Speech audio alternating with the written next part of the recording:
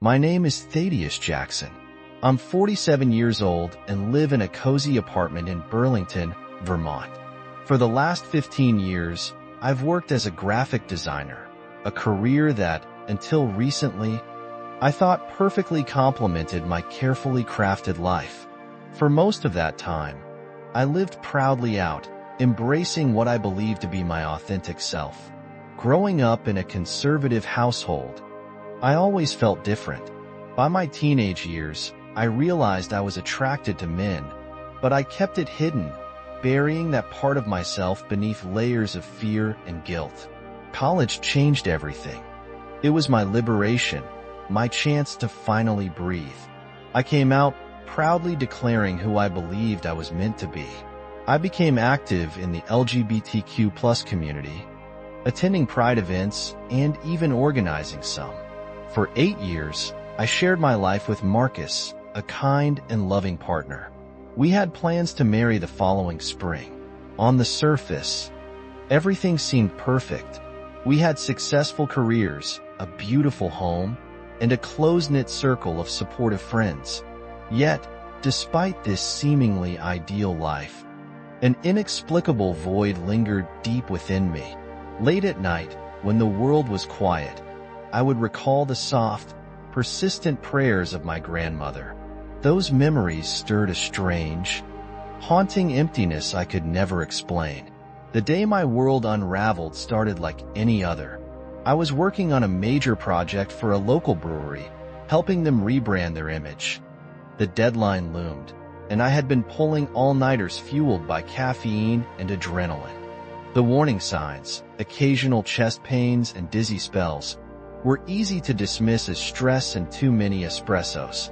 That morning, seeking a change of scenery, I decided to work from Maple Grove Park, my favorite spot in the city. The park's ancient maple trees offered a comforting canopy, and the quiet solitude always helped me focus. I set up my laptop on a picnic table, placed my coffee within reach, and dove into my work. The pain began subtly, a dull tingling in my left arm. I shook it off, assuming it was from sitting too long in an awkward position. Moments later, a crushing pressure spread across my chest. It wasn't the usual stress-related discomfort I was familiar with. Alarmed, I stood up, hoping a short walk might help. Instead, the world tilted violently. My vision blurred, and the vibrant colors of the park seemed to drain away. My legs gave out beneath me. As I fell, I reached for my phone, but the last thing I saw was my coffee cup tumbling to the ground in slow motion. Unbeknownst to me, I had suffered a spontaneous coronary artery dissection, a rare and often fatal condition where a tear forms in the wall of a heart artery. Later, the doctors would explain that chronic stress, poor sleep, and unresolved inner conflicts had likely triggered it. My heart, weighed down by years of tension and denial, had literally given out. As I lay there on the damp grass, my consciousness began to slip away. The sounds of the world around me, the rustling leaves, distant chatter, and a jogger's panicked cry for help, faded into silence. In those moments, something extraordinary happened. I felt weightless, as if gravity had released its hold on me. My pain vanished instantly, replaced by a profound sense of peace. I opened my eyes, or at least it felt like I did, and found myself hovering above the scene. I could see everything with astonishing clarity. My lifeless body sprawled on the grass, the park maintenance worker frantically performing CPR, and my laptop still open on the picnic table, its screen glowing faintly. Even the coffee seeping into the earth seemed vivid, its aroma lingering in the air. But what struck me most was the calm that enveloped me. There was no fear, no anxiety, only peace. Suddenly, I was propelled upward, as if an unseen force had taken hold of me. I moved faster than I thought possible, yet the sensation was neither alarming nor uncomfortable. The physical world dissolved around me, replaced by layers of shimmering colors I had never seen before. hues that defied earthly description. It felt as though I were witnessing the very fabric of the universe, its hidden structure laid bare before my eyes. As I ascended, I became aware of other presences. They weren't visible in the way we perceive things on earth, but I could feel them, countless souls moving in various directions. Some traveled upward like me, radiating a quiet joy and serenity. Others descended into an unfathomable darkness, carrying with them an unbearable sense of despair. The weight of their sorrow pressed against me, and I instinctively recoiled. Before I could comprehend what was happening, I found myself standing in a place unlike anything I could have imagined. It was a vast, luminous courtroom, but it wasn't made of walls or stone. The very air seemed to shimmer with truth and light. Standing before me was a being of indescribable radiance.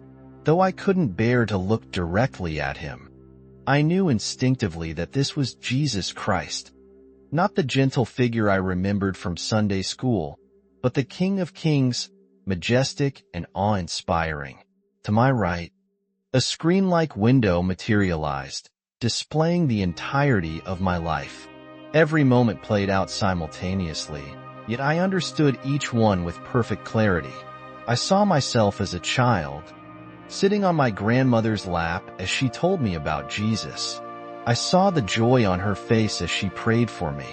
I saw myself in college, deliberately turning away from those teachings and mocking the faith I had once been taught.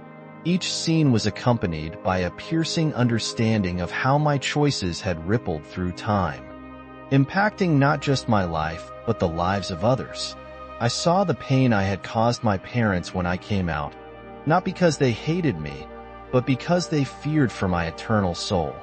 I saw young people I had influenced to embrace the LGBTQ+ lifestyle, believing I was helping them find freedom and joy. But now, through God's perfect truth, I saw how those choices had led them further from His plan.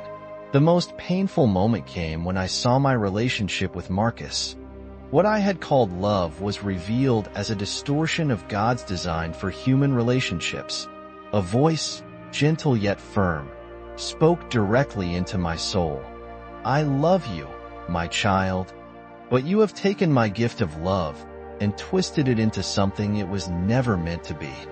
The love in that voice was overwhelming, purer, and more profound than anything I had ever experienced.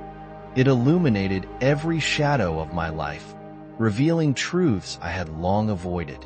"Your identity is not in your desires," the voice continued, "but in being my creation, made in my image. You have built your life on a foundation of sand, seeking validation from a world that can never give you what only I can provide."